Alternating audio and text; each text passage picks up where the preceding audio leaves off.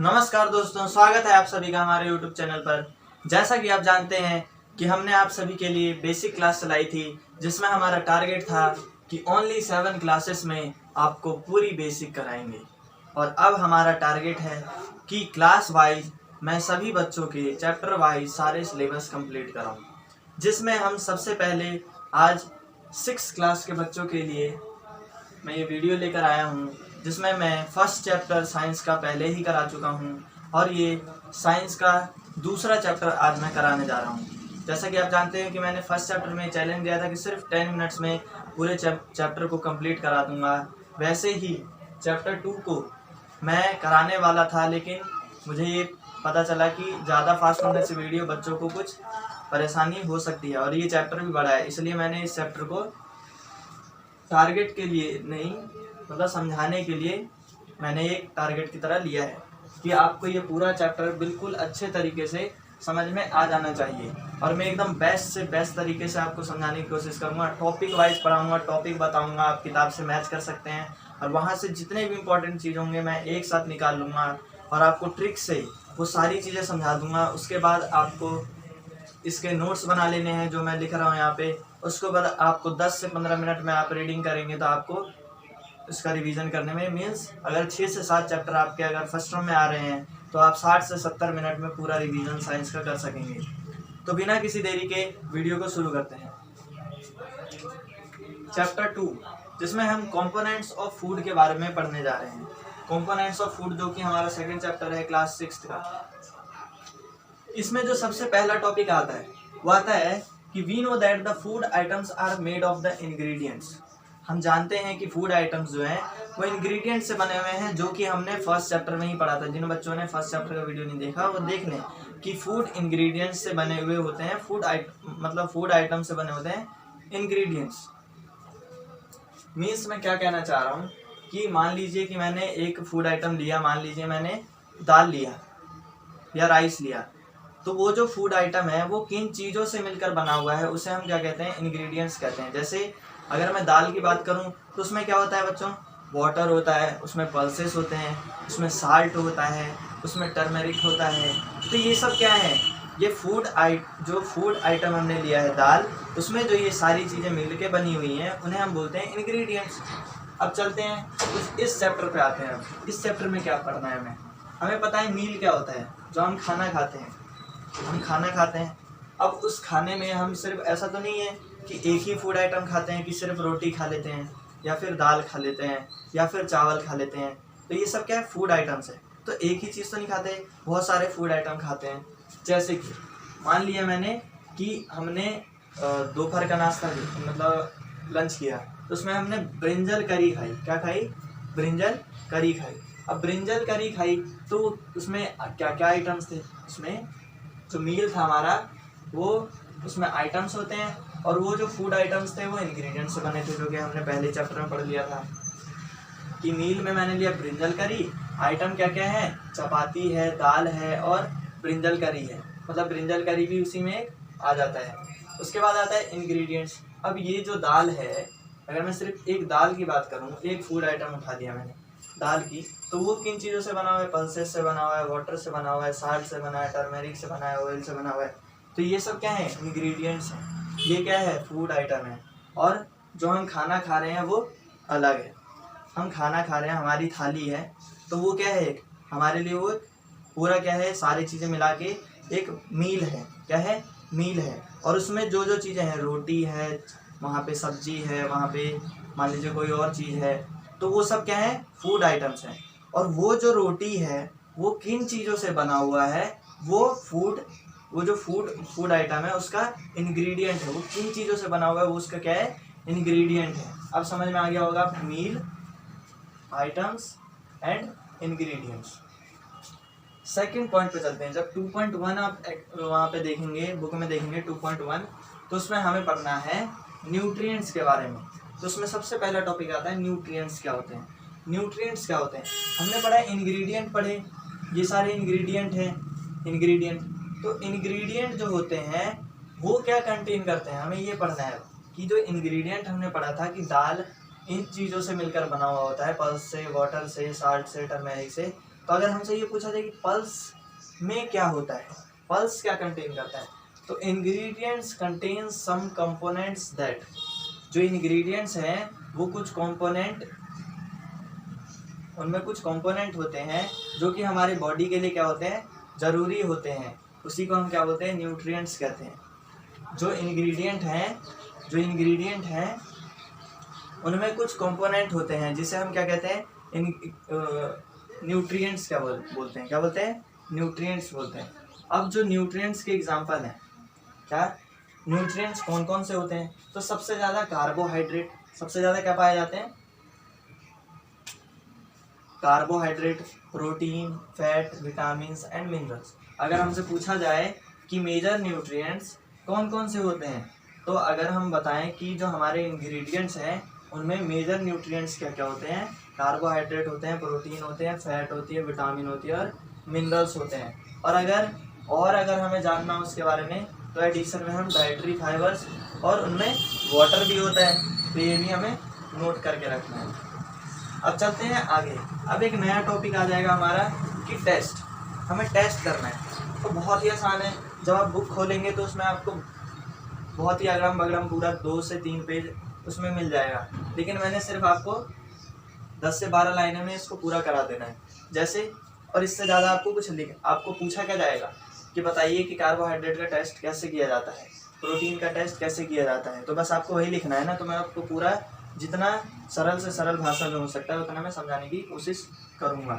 जैसे test of carbohydrate, protein and fat, ये तीनों क्या हैं, न्यूट्रिएंट्स हैं। क्या ये तीनों क्या हैं, न्यूट्रिएंट्स हैं जो कि फूड आइटम में होते हैं।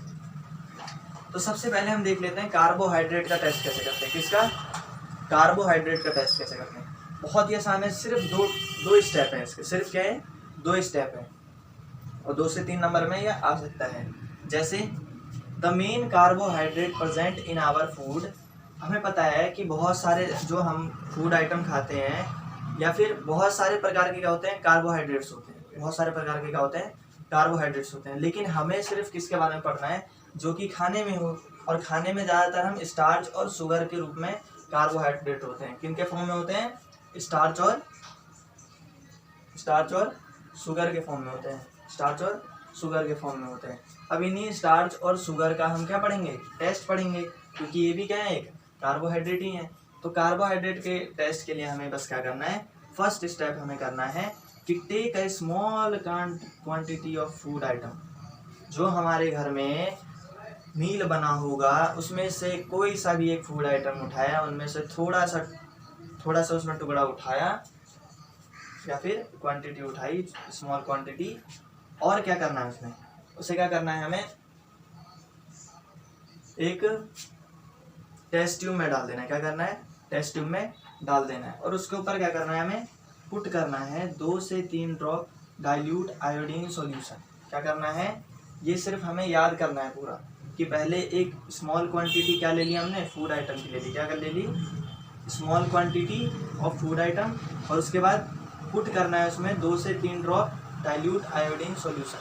बस खाना लिया, उस पर डाइल्यूट आयोडीन सॉल्यूशन डाल दिया 2 से 3 बूंद, और उसका कलर अगर कैसा हो गया, ब्लू ब्लैक हो गया, कैसा हो गया, अगर ब्लू ब्लैक कलर का वो हो गया फूड, तो इसका मतलब उसमें क्या है, फैट का प्रेजेंस, कार्बोहाइड्रेट का प्रेजेंस है। किसका प्रेजेंस है, कार्बोहाइड्रेट का। हो गया टेस्ट।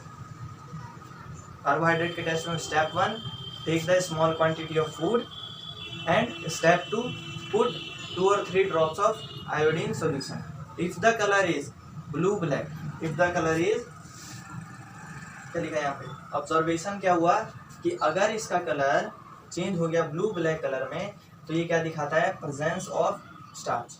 यही हमें दिखाता है कि उसमें स्टार्च प्रेजेंस है, और स्टार्च ही क्या होता है, हमारा कार्बोहाइड्रेट होता है। क्या होता है, स्टार्च ही हमारा क्या होता है, कार्बोहाइड्रेट होता है। तो ये हमें पता ही है। अब चलिए कार्बोहाइड्रेट का हो गया, अब प्रोटीन पढ़ लेते हैं। तो प्रोटीन में हमारा क्या है, बस 4 स्टेप है। अब इतना तो याद करना ही पड़ेगा, 4 स्टेप है। क्या करना है, पहला स्टेप तो सेम है कि फूड आइटम का स्मॉल क्वांटिटी ले लेंगे। उसके बाद स्टेप 2 में क्या करना है, अगर वो फूड आइटम सॉलिड फॉर्म में है, तो उसे पूरा क्या बना लेंगे, चूर्ण बना लेंगे उसका। उसका पाउडर बना लेंगे। क्या बना लेंगे? पाउडर बना लेंगे या फिर पेस्ट बना लेंगे। और उसमें करना क्या है? कुछ नहीं करना है, ये तो छोटी छोटी सी बातें हैं कि 10 ड्रॉप उसमें पानी मिला दो। जो पाउडर लिया है उसको पहले क्या कर दो, टेस्ट ट्यूब में डालो, उसमें 10 ड्रॉप पानी डाल दो जिससे वो गीला हो जाएगा, उसको सेक कर लो अच्छे से। और अब उसमें मिलाना क्या है? बस उसमें मिलाना क्या है यही याद रखना है, बाकी और सारी चीज़ें आसानी होती हैं। जैसे मिलाना क्या है उसमें? 2 ड्रॉप मिलाना है किसका? कॉपर सल्फेट का। किसका? Only 2 drop of copper sulphate and 10 drops of caustic soda. बस यही याद रखना है, 2 drop of copper sulphate and 10 drop of caustic soda. 2 drop of copper sulphate, 10 drop of caustic soda. ये दोनों मिला दिया, सब चीज़ मिला के सेक वेल इट, मतलब ये सब पूरे अच्छी तरीके से सेक कर लो। और उसके बाद हम देख लेंगे कि अगर इसका कलर वायलेट हो चुका है, अगर इसका कलर वायलेट हो चुका है तो ये दिखा देगा कि ये इसमें प्रोटीन प्रेजेंट है। इसमें प्रोटीन क्या है? प्रेजेंट है। एक बार जल्दी से रिकैप कर देता हूँ। हम जानते हैं कि फूड आइटम इंग्रेडिएंट्स से बने हुए होते हैं, जो हमने फर्स्ट चैप्टर में पढ़ा था। तो हम एक और स्टेप बढ़ाने वाले हैं बस, कि जो फूड आइटम है उससे पहले हम मील लगा देंगे कि ये हमारी समझ लो थाली है। थाली में जो फूड आइटम्स हैं और वो किन चीज़ों से बने हुए हैं, एक एक आइटम इंग्रेडिएंट्स से बने हुए हैं। किन चीज़ों से बने हुए हैं? इंग्रेडिएंट्स से बने। एग्जांपल ले लेते हैं ब्रिंजल करी, जो कहीं की फेमस डिश मतलब मील होगा। उसमें क्या क्या है? चपाती होती है, दाल होती है और ब्रिंजल करी होती है। ये सब मिला के एक बार ये सब खाना खाते हैं लोग। अब उसमें से अगर मैं एक फूड आइटम उठा लूँ बस दाल, तो दाल किन किन चीज़ों से बना होता है? वो हो गया हमारे इंग्रेडिएंट्स। क्या हो गए? इंग्रेडिएंट्स हो गए। अब न्यूट्रिएंट्स की अगर हम बात करें तो न्यूट्रिएंट्स हमें पता है कि ingredients contain some components of food item. जो न्यूट्रिएंट्स होते हैं वो क्या होते हैं? फूड आइटम में पाए जाते हैं। इंग्रेडिएंट्स जो होते हैं वो हमारे फूड आइटम में पाए जाते हैं। और ये जो इंग्रेडिएंट्स होते हैं उनमें क्या होते हैं? कंपोनेंट्स होते हैं। The ingredients contain some components, जो कि हमारे बॉडी के लिए क्या है? नेसेसरी है, ज़रूरी है, जिसे हम न्यूट्रिएंट्स बोलते हैं। जो मेजर न्यूट्रिएंट्स हैं हमारे बॉडी में वो कार्बोहाइड्रेट है, प्रोटीन है, फैट है, विटामिन है एंड मिनरल्स हैं।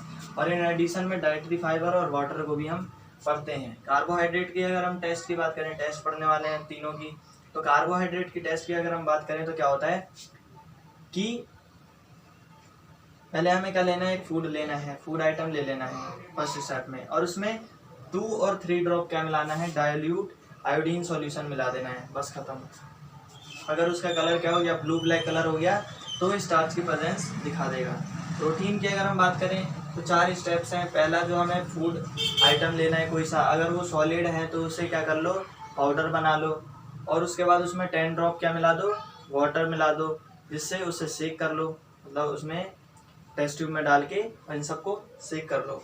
उसके बाद स्टेप 4 में बस हमें जो स्टेप 4 ही हमें याद रखना है कि 2 drops of copper sulphate and 10 drops of caustic soda, इन सबको सेक कर देना है। और अगर इसका कलर कैसा हो जाता है? वायलेट हो सकता है। वायलेट हो गया तो इसका मतलब ये दिखाता है प्रेजेंस ऑफ प्रोटीन। तो चलिए अब फैट को समझ लेते हैं। फैट में हमें 2 स्टेप करने हैं बस। स्टेप 1 में हमें क्या करना है? सेम स्टेप जो हमने किया था कि हमें फूड आइटम का कोई भी स्मॉल क्वांटिटी ले लेना है। उसके बाद स्टेप 2 में हमें क्या करना है? उसे एक पीस ऑफ पेपर में रैप कर देना है और उसे क्रश कर देना है। जैसे ही हम क्रश करेंगे तो वहाँ पे हमें कुछ नोट करना होगा। नोट क्या करना है हमें कि क्या उस पर कोई ऑयली पैचेस हैं। अगर उस पेपर पे अगर हमें कोई ऑयली पैच दिख रहा होगा तो हम ये कह सकते हैं कि yes the fat is present. हमने पहले क्या किया? एक फूड आइटम का थोड़ा सा क्वांटिटी ले लिया, उसे मैंने पेपर पे रैप कर दिया और पूरा क्रश कर दिया, उसे मैश कर दिया। उसके बाद हमने क्या करा कि उसको फूड आइटम को हटा दिया। उसके बाद जब हमने देखा पेपर को तो उस पर ऑयली पैचेस दिखे, which shows there the presence of fat. चलिए आगे चलते हैं, जिसमें हम 2.2 पे पहुंच चुके हैं। 2.2 में हम क्या देखेंगे कि जब आप अपनी किताब का 2.2 खोलेंगे तो उसमें हमें बस क्या पढ़ना है कि जो न्यूट्रिएंट्स हैं अब वो हमें देते क्या है? न्यूट्रिएंट्स क्यों ज़रूरी है? तो उसमें सबसे पहले आता है हमारा कार्बोहाइड्रेट। कार्बोहाइड्रेट इसलिए ज़रूरी है क्योंकि mainly provides the energy to the body, it provides energy to the body, therefore the carbohydrate is important. Next is fat. Fat क्या है? It gives the much more energy than the carbohydrates. Fat हमें carbohydrate से भी ज़्यादा energy provide करता है, therefore the fat is also very important. And the next is protein. What is protein? Protein is needed. Why the protein is needed?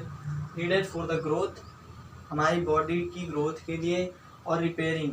मान लीजिए अगर कोई चीज़ किसी कहीं हमें चोट लगी है या फिर हमारे बॉडी कहीं पे शरीर में बॉडी में कोई प्रॉब्लम है तो उसकी रिपेयरिंग, सेल्स की, टिश्यूज़ की रिपेयरिंग कौन करेगा? प्रोटीन करेगा। अगर मान लीजिए कि प्रोटीन की कमी हो गई किसी के अंदर तो इसीलिए उसकी ग्रोथ क्या हो जाती है?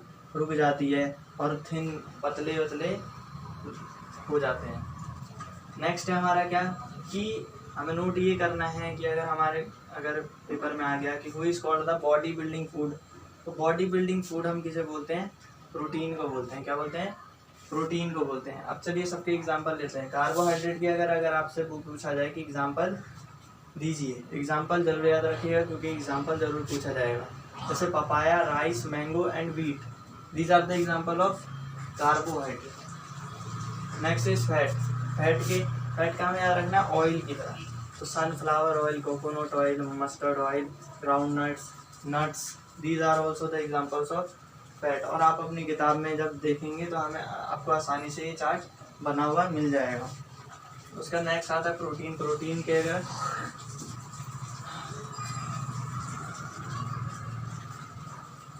एग्जाम्पल लें तो हमें क्या आ सकता है?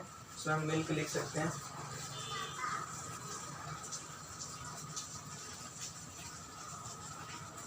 और फ्रूट्स आ जाएंगे उसमें कुछ, क्योंकि आप अपने बुक में आसानी से देख सकते हैं। उसके बाद अगर हम बात करें फूड, जो कि आता है विटामिन। विटामिन क्यों इसेंशियल है हमारे बॉडी के लिए? क्योंकि ये प्रोटेक्ट करता है हमारे बॉडी को डिजीजेस से। विटामिन बहुत ज़्यादा ज़रूरी होता है क्योंकि ये प्रोटेक्ट करता है हमारी बॉडी को डिजीज़ से लड़ने के लिए। अगर हमें किसी प्रकार का डिजीज़ है तो उससे कौन फाइट करेगा? विटामिन। जिसके अंदर विटामिन की कमी होगी तो वो लड़ नहीं पाएगा। ये हमारी बॉडी को कैसे, जैसे हमारे बोन्स को हेल्दी रखता है, टीथ को हेल्दी रखने में मदद करता है, मसल्स को हेल्दी रखने में मदद करता है, आइज़ को और गम्स को, ये सारे के एग्जांपल्स हैं जिससे विटामिन क्या करता है? हमारी मदद करता है उसको हेल्दी रखने में। अब चलते हैं विटामिन के कुछ टाइप्स पढ़ लेते हैं। विटामिन तो पढ़ लिया हमने कि ये करता है, लेकिन अकेला ये नहीं करता है, इसके काइंड्स हैं कुछ। अब वो कौन कौन करते हैं उसे हम सेपरेट कर लेते हैं। जैसे vitamin A, vitamin B, vitamin C and vitamin D. Vitamin B complex भी होता है लेकिन उसे हमें अभी नहीं पढ़ना है, हमें सिर्फ vitamin A, B and C and D पढ़ना है। अब उसकी क्यों ज़रूरी है ये ज़रूर याद रखिएगा। तो विटामिन ए क्यों ज़रूरी है? आसान है एकदम, जो कि हमारी स्किन और आइज़ के लिए ज़रूरी है। किसके लिए ज़रूरी है? स्किन और आइज़ के लिए ज़रूरी है। विटामिन बी क्यों ज़रूरी है? हमारे मसल्स को स्ट्रॉन्ग रखने के लिए, आवर मसल्स को स्ट्रॉन्ग रखने के लिए। विटामिन सी क्यों ज़रूरी है? फाइट करता है अगेंस्ट द डिजीजेस। अभी हमने पढ़ा था ना, विटामिन हमारे डिजीज से क्या करते हैं? लड़ने। तो विटामिन सी सबसे ज़्यादा क्या करता है? हमारा मदद करता है। विटामिन डी जो कि कैल्शियम की कमी ना हो जाए, हमारे बोन्स कमज़ोर ना हो जाए, हमारे टीथ कमज़ोर ना हो जाए, इसके लिए कैल्शियम को यूज़ करने में मदद कौन करता है? हमारा विटामिन डी करता है। कौन करता है? विटामिन डी करता है। उसके बाद आ जाते हैं मिनरल्स। अब मिनरल्स भी हमें पढ़ना है क्योंकि मिनरल्स भी बहुत ज़्यादा ज़रूरी हैं, जो कि ज़्यादा हमें नहीं पढ़ना, ये हमारे प्रॉपर ग्रोथ के लिए ज़रूरी हैं और बहुत कम क्वांटिटी में मिनरल्स चाहिए होते हैं, but it is essential. Next is dietary fibres and water. ये हमें कोई न्यूट्रिएंट्स नहीं देते हैं, लेकिन ये फिर भी हमारे बॉडी के लिए ज़रूरी है। क्यों ज़रूरी है? क्यों? देखिए, सबसे पहले डाइटरी फाइबर इसलिए ज़रूरी है क्योंकि ये प्रोवाइड कर, जो ज़्यादातर हमारा कहाँ से मिलता है? हमें प्लांट से मिलता है। पहले ये नोटिस करना है कि हमें ये प्लांट से ज़्यादा मिलता है। और जैसे ग्रेन्स, पल्सेस, पोटैटोज, फ्रूट्स, इन सब चीज़ों से ये मिलता है। और ये इसकी इम्पोर्टेंस क्यों है? डाइटरी फाइबर क्यों ज़रूरी है? ये क्वेश्चन आता है। तो डाइटरी फाइबर इसलिए ज़रूरी है क्योंकि हमारे बॉडी में जो हम फूड खाते हैं तो उसे डाइजेशन करने में कौन मदद करेगा, हमारी अनडाइजेस्ट ना रह जाए, इसलिए हमारे डाइटरी फाइबर ज़रूरी है कि हम जब खाना खाते हैं तो उसे डाइजेशन होना भी ज़रूरी है, पचना भी ज़रूरी है, जो है जिसमें हेल्प करता है हमारा डाइटरी फाइबर। पानी, अब पानी तो जानते हैं हमारे बॉडी के लिए ज़रूरी है, किन किन चीज़ों के लिए ज़रूरी है, तो वाटर हमारे लिए बहुत सारी चीज़ों के लिए क्या है ज़रूरी है। इसका स्क्रीनशॉट ले लेंगे एक बार सारे, इसका स्क्रीनशॉट एक बार सारे ले लेंगे, जिसमें हमें पढ़ना था भी कि वाटर वाटर वाटर क्यों इसेंशियल है। वाटर हमारा इसलिए ज़रूरी है कि जब हम फूड को अब्जॉर्ब करते हैं, किस किस चीज़ों के लिए ज़रूरी है, अब्जॉर्बिंग न्यूट्रिएंट्स, जब न्यूट्रिएंट्स को अब्जॉर्ब करने के लिए क्या ज़रूरत है, हमें वाटर की ज़रूरत है। नेक्स्ट हमारा जब हम एक्सक्रीशन करते हैं, जो वेस्ट मटेरियल है हमारे बॉडी से निकालने के लिए भी वाटर की बहुत ज़्यादा ज़रूरी है। रिमूविंग वेस्ट मटेरियल्स,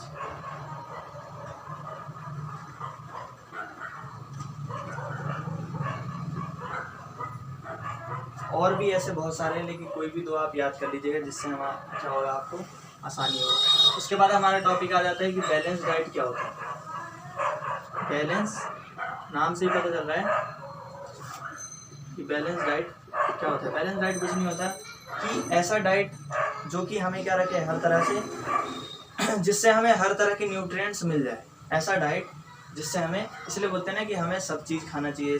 बचपन से ही हमें चाइल्डहुड से हमें बताया जाता है कि हमें हर चीज़ खाना चाहिए, जिससे क्यों बोला जाता है, क्योंकि उससे हमारे सारी न्यूट्रिएंट्स की बॉडी को ज़रूरत होती है। अगर हम एक ही चीज़ खाएंगे या सिर्फ प्रोटीन अगर ज़रूरी है तो प्रोटीन ही खा लेंगे और फैट और विटामिन या फिर कार्बोहाइड्रेट नहीं खाएंगे, तो ऐसा हमारे बॉडी काम नहीं कर पाएगा। तो इससे एक बैलेंस की ज़रूरत है, क्योंकि हर चीज़ का अपना अपना काम है। तो बैलेंस डाइट को हम ऐसे डिफाइन कर सकते हैं,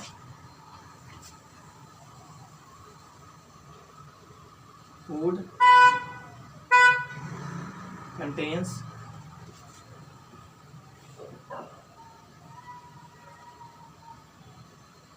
all nutrients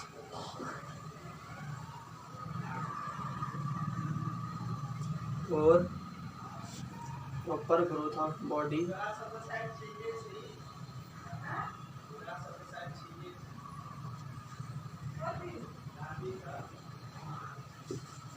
ऐसा फूड जो क्या हो, जिसमें सारे न्यूट्रिएंट्स उपस्थित हों, ऑल न्यूट्रिएंट्स हों, जिससे हमारी बॉडी का करे प्रॉपर ग्रोथ कर सके। अगर हम आपकी एनसीईआरटी उठाएं,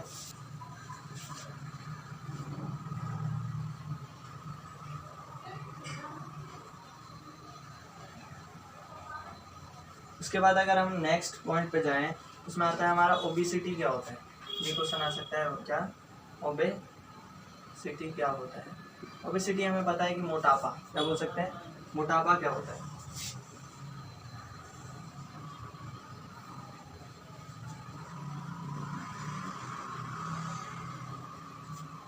तो इसे हम डिफाइन कर सकते हैं कि जब हम क्या करें कि फैट वाली चीज़ें बहुत ज़्यादा खा लेते हैं, जिससे हमें फैट मिलता है। जैसे हम ऑयली फूड ज़्यादा खा लेते हैं, बाहर की चीज़ें ज़्यादा खा लेते हैं, तो हमें क्या हो जाती है, ओबेसिटी हो जाती है। मतलब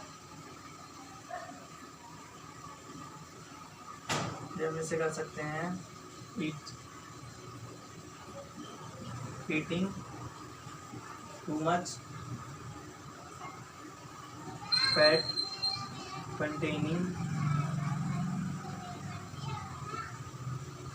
फूड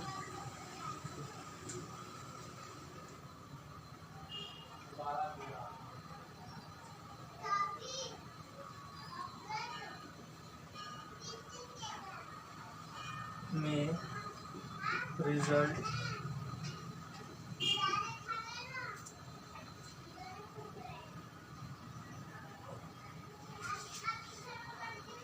सफरिंग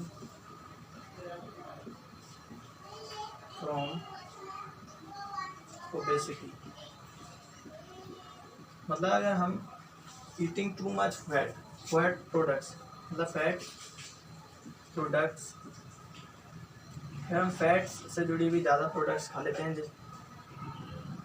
में रिजल्ट, जो कि एक रिजल्ट हो सकता है उसका क्या, कि हमें ओबेसिटी से गुजरना पड़ सकता है।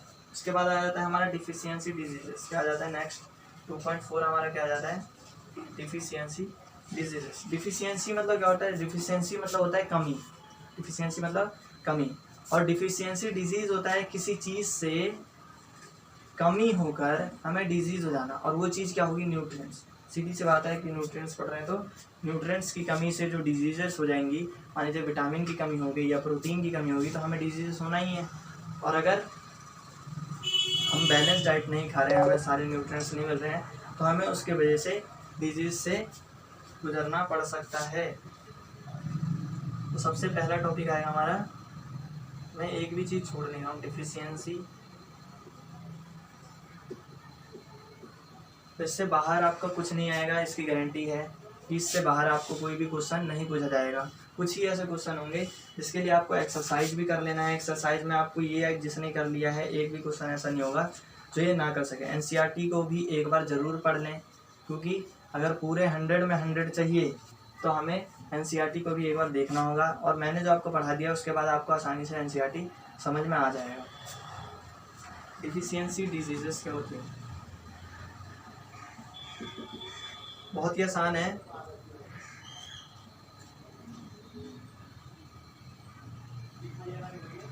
Diseases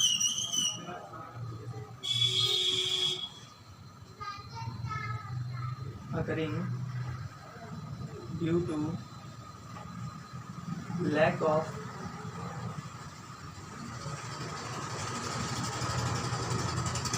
nutrients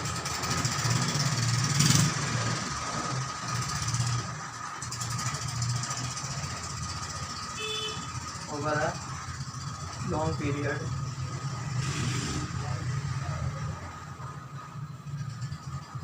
called deficiency diseases. Deficiency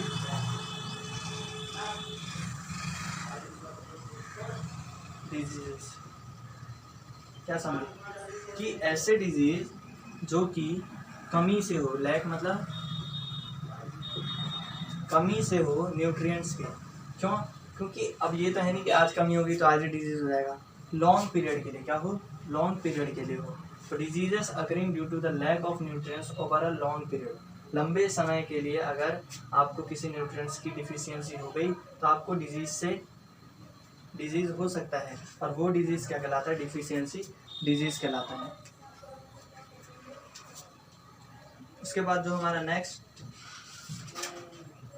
और लास्ट टॉपिक आता है हमारे इस चैप्टर का, वो आता है हमारा 25 से 30 मिनट में आपको पूरा चैप्टर करा देना, इतना बड़ा चैप्टर है। 25 से 30 मिनट में अगर आपको एक बारी में समझ में ना आए, दूसरी बार जरूर देखिए, और जिसने एंड तक देख लिया उसको आसानी से समझ में आ जाएगा। इसमें आपको सीधा दिख रहा होगा लास्ट का चार्ट, या आपको दिख रहा होगा चार्ट, दिख रहा होगा किताब में। इसमें हम आसानी से देख सकते हैं, इसको पहले नोट कर लीजिएगा। विटामिन ए, विटामिन ए की कमी से जो डिजीज होंगे क्या होंगे, उसके बाद उसके सिम्टम्स क्या होते हैं, यह हमें ज़रूर याद करना है।